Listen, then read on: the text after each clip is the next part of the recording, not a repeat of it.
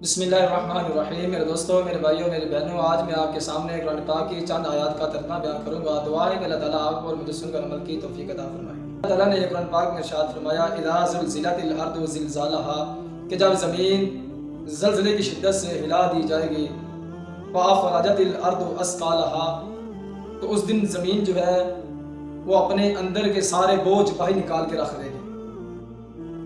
वक़ालल इंसानु मा लहा, और इंसान उस दिन कहेगा कि ये क्या हो गया, ये क्या हो गया।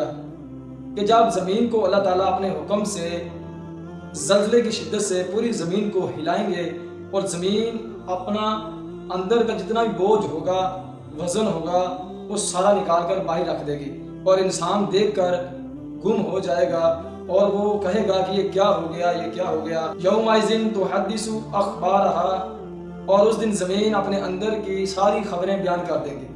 बिअन्ना रब्बक औहा लहा, और ये बेशक आपकी और मेरे रब के हुक्म से ये हुआ है कि ज़मीन को ज़लज़ले की शिद्दत से हिलाना, ज़मीन का अपने अंदर का बोझ सारा निकाल कर बाहर रखना और अपने अंदर की खबरें बाहर रखना।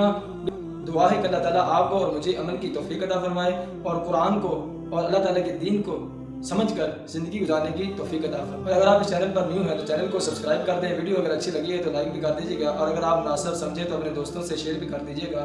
मिलते हैं इंशाल्लाह नई वीडियो में, तब तक आप अपना ख्याल रखिएगा और मुझे नाचीज़ को अपनी दुआ में याद रखिएगा। मिलते हैं नई वीडियो में, तब तक अल्लाह हाफ़िज़।